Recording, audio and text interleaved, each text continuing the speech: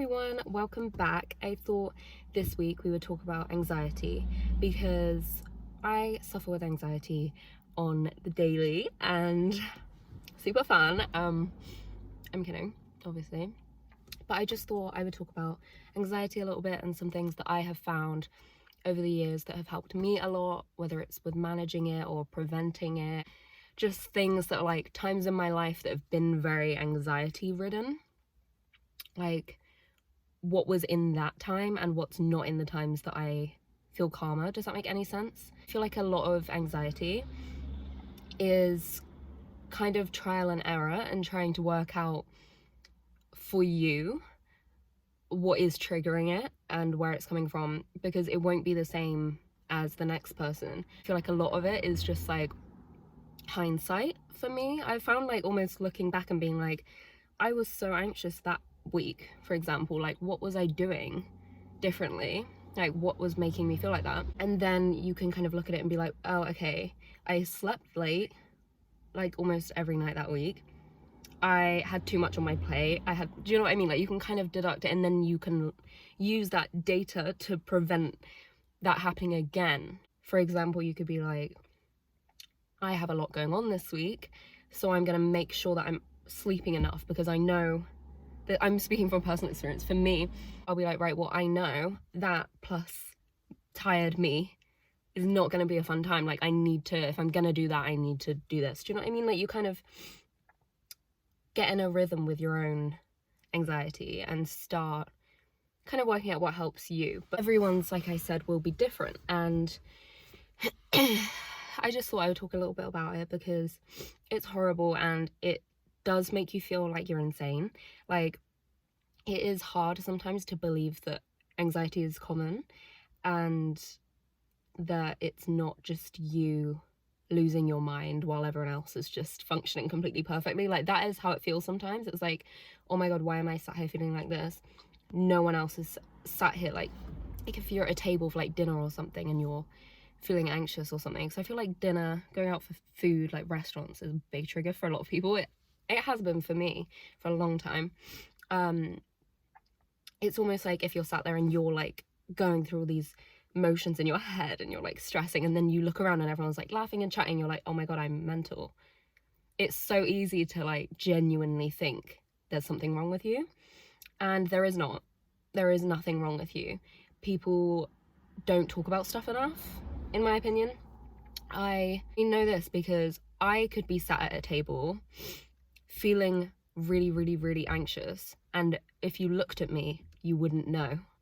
So clearly you don't know what anyone is going through, because this is not a good skill, but I can mask it so well, because something that I need to work on actually with my anxiety is I will let it get, if I'm like out with people and I feel anxious and I'm like kind of want to go but like don't really want to say it because I don't really want to make a thing of it, and maybe my anxiety will pass, and yeah, you know, I let it get to the point where I'm like a little bit of a wreck before I'm like, guys, I think I'm gonna go. I've just been like having a little internal panic attack for about an hour. Like that's not good. Like if I start feeling anxious, and I think I'd probably feel better if I just went home, I need to cut it at that point, because then it probably wouldn't get to the rest. You know what I mean? But I don't like the confrontational aspect of being with people and saying, sorry guys,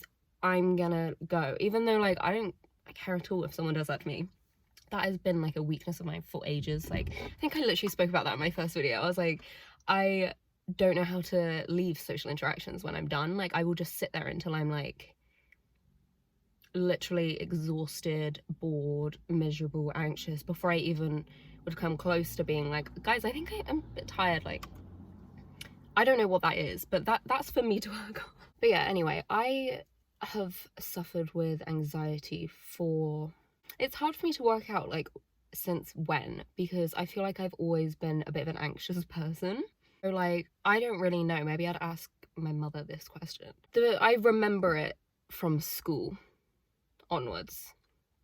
Was it there before that? Probably. I probably just wasn't competent enough to, you know, acknowledge anything. Yeah, I've suffered with anxiety for a very long time, and it used to be way worse. Like, I did not know what I was doing that was fueling my anxiety for myself, if you know what I mean. Like, because I didn't really know much about anxiety, didn't really know where it was coming from, didn't know that that's even what it was half the time, probably. I think I was kind of creating a lot of misery for myself because I didn't know anything. For example, in school is honestly a really tricky experience because I found school really hard because as someone who's suffered with anxiety, whether I know about it or not, it was definitely there. Not really having much of a social battery, getting quite overwhelmed when there's a million things I have to do, not really having much freedom in the sense of like, I have to go every day. I don't have an option. Whether I like it or not, I'm stuck in that. I know that is life and we will have to do it, but I am just saying it does suck a bit when you're an anxious person. Like, it's really not fun. After school, my anxiety drastically improved because I think a big part of it for me is who I'm hanging around. And that is one of my notes that I wrote down, actually. Because in school you are literally forced to hang out with like everyone. You can't really do much about that. But once you like leave school, or even like after school, you know, but like you can only do so much when you're in the school system.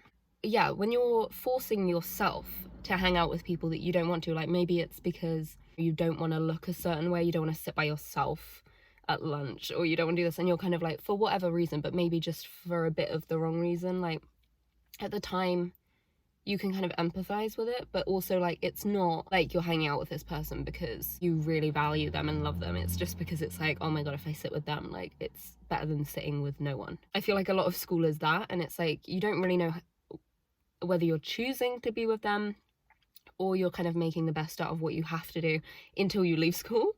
When I stopped forcing myself to socialize, talk to, message, hang out with, whatever, with people that I deep down didn't want to, my anxiety improved a lot. That is something that now I still keep that mindset. Like I think it's good to be picky with who you let into your life, because a lot of people do put you down and a lot of people do suck your energy. Once you lose the kind of like, oh, I don't want to look a certain way and I want to have a big group of friends and I want to be friends with all of these people, and it's like, I don't think you need to have a massive group of friends. And I think that is something that is like glamorized, what's the word, romanticized, I don't know. I think in school it's very like, you want to be in the big group. It's just my school. I don't think so. I think this is pretty general school things. Like, if you're sat with like one person every day, you seem like a bit more of a loser than someone who's sat with like 15 people. Do you know what I mean? But quality over quantity is, again, cliche for a reason. I think once you get out of that mindset of like, oh, it's weird if I'm not friends with those people, it's weird if I don't meet people every weekend, it's weird if I just have like 2 friends. Once you start being like, actually, do I like this person? Do I want to be around them? I think it helps your anxiety a lot, because putting yourself in a situation with people that you're kind of putting up a front, you're kind of forcing feelings and emotions, you're kind of forcing yourself to like them, and you start, I don't know, it starts making you kind of morph into like some weird version of yourself that you want to be like perceived as by these people that, I don't know, that you're kind of like putting on a pedestal because for some reason or another you want to be with them as friends or whatever, but like, you know, deep down, if like they moved country, like you wouldn't really care. Only hang out with and be friends with and message and whatever with the people that you actually want to, because you don't have to do anything. You're not as spread thin when you're like, oh my god, fuck off everyone.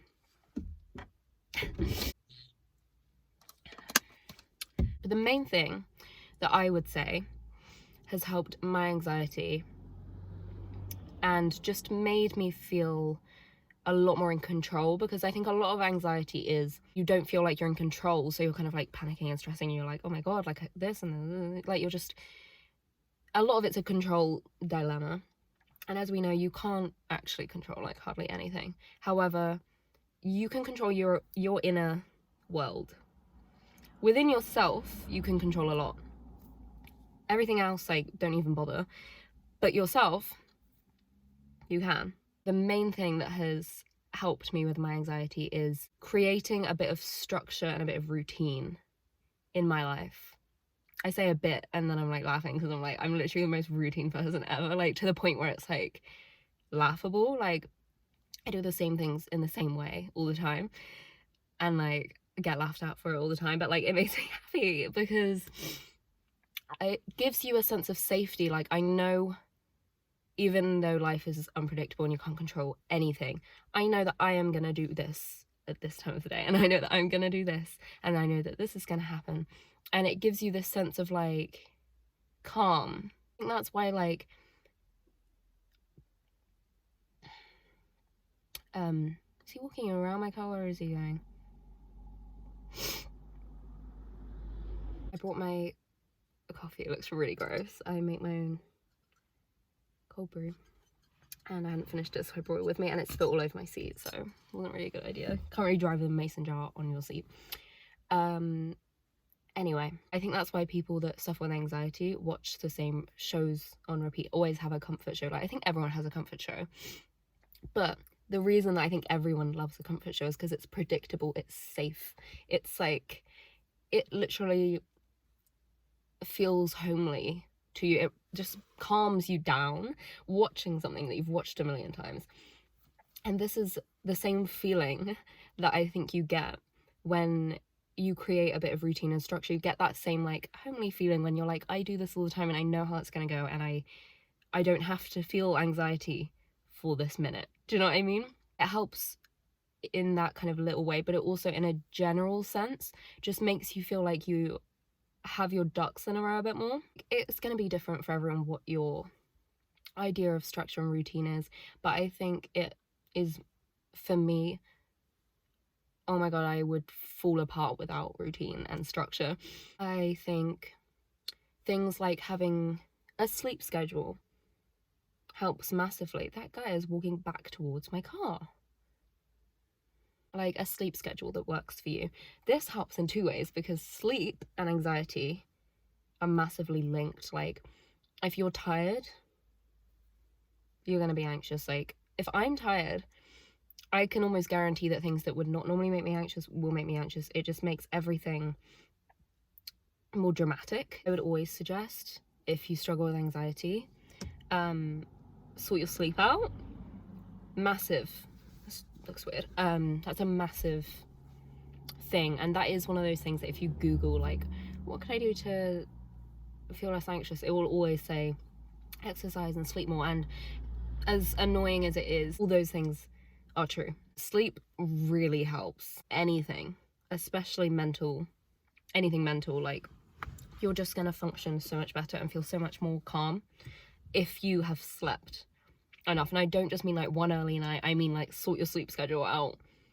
And I know it's so hard. Like, I struggle with this so much because I love nighttime and I love when it's dark and my room's all cozy and I've got all my fairy lights on and like no one's talking to me and it's just like my time. I would stay up all night if it didn't make me feel like shit the next day, but you can't, because you will feel like shit the next day. So a little way around that is get in bed really early. I'm literally like a grandma but I get into bed, if I'm not doing anything, I will get into bed 8:30 and I will not sleep. I will like watch a show, read my book, do some skincare. Like, I just like being in my room. I think having something that you are kind of disciplined with, in the sense that you are keeping it a routine and setting it as almost like a boundary with yourself, where you're like, this makes me feel better and I am perfectly capable of just doing that and upkeeping that if it's going to make me feel better. So I am doing that, and not slacking on it. Maybe for you it isn't having a sleep schedule. I mean, I think it helps everyone to have a bit of a sleep schedule, but maybe for you, well, what do I do? Like, for example, I make my coffee, like I showed you, the night before. Like, it's one that you put in the fridge and then it like steeps overnight and then it's ready in the morning. So I make my coffee the night before. I have this skincare routine that I do every morning and every evening that's always the same. Always listen to a podcast when I'm going to sleep, which is maybe not great. Like, I know you're meant to sleep in silence, but like I don't. I sleep with a podcast on, but it makes me happy and I do it every night, so that's not changing. I don't care. I don't care that sleeping with things on is like, I don't think the best way to unwind. Like, I know your phone's meant to be not in your room. If you listen to enough like health things, they will tell you your phone should not be in your room, but that is one thing that I don't care about. Like, I pick and choose what I care about, and that's not one of them. If I could just have like a little podcast in there and my phone be out, I'd be fine. I need like an iPod. They still make iPods? Surely not anymore. Like, I don't know anyone who has an iPod. I'm actually gonna Google that later. I was gonna Google something else. What was it? Oh yeah, I was gonna Google how air fryers work because I was using one last night and I was just like mind blown because I'd never used one, and I was like, I need to understand what's happening here. Like, one thing about me, I need to know what is going on. I will not accept that this just is like some magic oven. Like, what is happening in there? Anyway, making something in your life be a bit dependable, because life, unpredictable, unreliable, undependable, it's not even a word. The whole situation is messy. Life is messy. And if you can create some sort of predictable structure that you can rely on, that will make you feel safe, it helps anxiety a lot, because anxiety and unpredictability, not good. Not a good mix. And that is life. Like, life is unpredictable. But if you get what I mean, like, if you can put in some things that are predictable and you know that you can rely on them because you're the one doing them, this is what I mean. Like, you can't put that same weight on something that you can't predict, because deep down you know you can't. So it's not going to actually create that same safety, because you're like, yeah, but what if that doesn't happen? You know, maybe you set certain like boundaries with yourself, like, okay, I'm going to plan my meals a week in advance. I'm going to buy what I need, and then when I'm cooking, I'm going to come off my phone for an hour every single time I cook and eat. And that's my hour to myself a day, because I need it.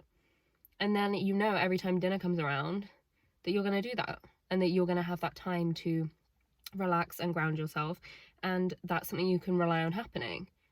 Another thing that I have, this is a more recent one, the structure and the boundaries. Actually, I want to add something to that. That's like the main thing that has helped me over the years, that is now in its prime. Like, I'm so routine now. I used to add little things in here and there, but now I'm literally like robot mode. Kidding, I'm not that like disciplined to the point where I like have no feelings. The thing I wanted to add to that is, if whatever you choose for this, like, you need to prioritize it to the extent of not putting other things and other people over it when you can help it. For example, if you're out socializing and you're like, shit, I told myself I'd sleep by 11 this week because I've got loads of exams on and I've got all this, and I know if I sleep late I'm gonna stress myself out, I'm not gonna have the energy all the time, and I'm gonna feel anxious, like it's gonna mess me up. Then yeah, maybe you're out at like 10:30 with your friends and you think, fuck, like it's nearly 11, go home. Like, it's a boundary with yourself, but that also means with other people. Like, don't skimp out because in the moment you'd fancy doing something else if you know you're gonna feel like shit for it. Do you know what I mean? Oh, I'm gonna come, but I'm gonna go at 10:30 because I need to sleep. Say it. Do you know what I mean? Like, you still get to do the fun thing, but you also get to feel nice and have the energy to do what you need to do the next day and feel how you want to feel. If you're flimsy with those kinds of things, It's very easy to just feel like shit every single day. Whatever it is that you do, I'm always burnt out. I always make too many plans in the week, and then I realise I haven't given myself one night where I don't have a plan. And like, do you know what I mean? Like, if you're always making the same mistake for yourself in some area, like that is one for me. Like I'm now quite strict with making sure that I don't overbook myself in any regard, because I need a lot of time by myself. And I know that about myself. You know, maybe I'm busy for like 4 nights. I'm not booking anything in the last few nights, because it will not be doing me any favors. I will hate myself for doing that. I will feel like shit. I will be run down, and I will be crying at some point because of this. Like, it will make me feel anxious, and just no. Do you know what I mean? Moving on. What was my next? Oh yeah, this is kind of a quick one. Having some time where you don't, this is so like cliche, but don't go on social media. Don't interact with anyone, because I have never really thought of the fact that when you're on social media, or you're messaging someone, or you're answering a DM or whatever, you're socializing. Like, to me, I never thought of like socializing physically, like with friends, and being on your phone. Like, you could be sat in bed on your own on your phone. It's not socializing, but you're still using your social battery when you're messaging people. That still counts as socializing. You're kind of half alone. I'm gonna sound really grandma vibes when I say this, but like, the fact that you can sit on your bed at home by yourself and be in contact with like 10 people at the same time as having some me time, like, that's not me time. That's borderline unnatural. Do you know what I mean? Like, no wonder we feel so overwhelmed, because why do I even have the ability to speak to anyone I want to? Like, right now, I could literally talk to anyone. I could go and see what that girl I went to school with is doing right now. I could go and see what my sister is doing. I could go and speak to this friend, and I'm like sat by myself. Like, that's weird. Anyway, just make sure that you have some time where you are actually not interacting with people. And this doesn't have to be like a long stretch of time. Like, again, everyone's different. Maybe if you're a bit more extroverted, like, that's great. But I'm just saying, keep in mind that when you're on social media, you're still with people. For me, like, I think it was the other day, I can't remember where I was, but there was a time where I had a few messages, and I was like, you know what? No. And I was just, I didn't open them, and I was like, I don't need to. I don't want to right now. Like, I'm having a nice time. I think I was on a walk or something, and I was like on my phone. I was like, why am I on my phone? Like, why am I on social media when I'm walking through a forest? Like, get off my phone. And I was like, oh my god, this is so nice. Like, I was just walking around. I was listening to Taylor Swift, I think, probably.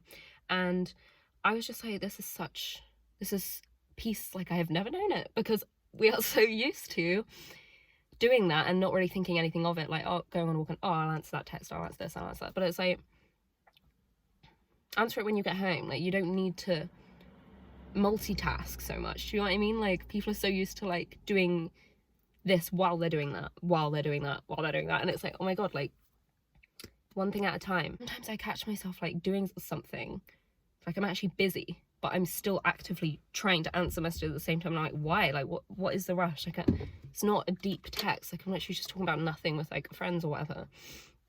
But like, I don't know, it's just important sometimes, I think, to just leave the phone alone. It doesn't have to be the whole phone. Like, you can be listening to something or whatever, but leave other people alone and just exist. It's lovely. It is very peaceful. I recommend it. Another thing that I thought of is, I kind of spoke about it at the start, but knowing your triggers and knowing things that you know always trigger your anxiety. Like, for me, being too hot. Hate being too hot. Hate heat. If I am doing something that I know will be hot, then I can guarantee there will be some anxiety involved. Another one, if I'm tired, if I've slept late, I know I will feel anxious the next day. I know that by now. I've learned that. never fails to be true. And another one would be like, if I'm hanging out with people that I'm not really comfortable with, that I wouldn't be comfortable to just say like, I feel anxious, I want to go.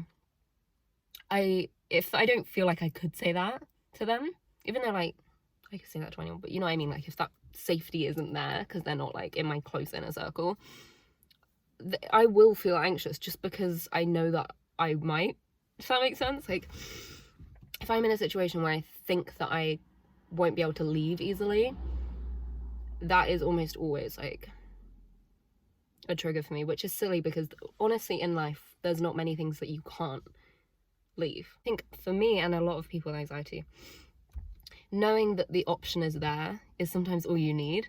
Like telling someone that you feel anxious or you struggle with anxiety and sometimes you need to step outside or that you need to blah blah blah, like whatever it is, it makes it less likely that you would need to then go outside, or you know, because you know that they know it, and that in itself is enough to diffuse the anxiety. Like sometimes it's just the knowledge that there's a way out. I'm someone who always needs a way out. Like that's just me. Like I don't like feeling trapped. I don't like feeling like I have to be somewhere or I have to do something. I always need an exit route, and that's just me.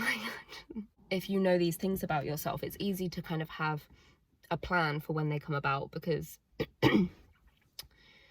you can predict it. Like you can be like, oh, I'm going to this restaurant tonight, it's always quite warm in there. I will probably step in, feel how hot it is, instantly feel a flash of, oh my god, I know that about myself.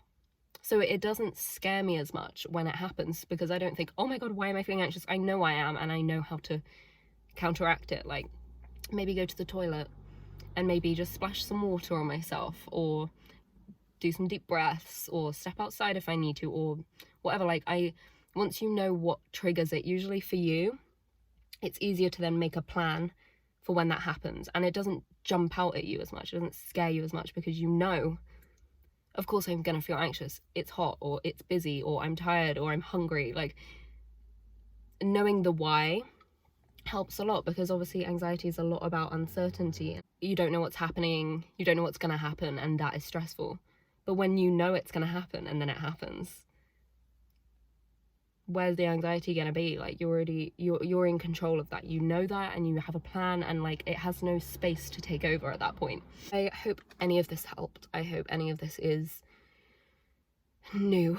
I hope I haven't just said the basics like go on a walk and have an early night, although do them. Probably make more videos on anxiety related topics in the future, just because I think it's probably helpful and comforting, and it's something that I suffer with all the time, so like I will probably come back and talk about it.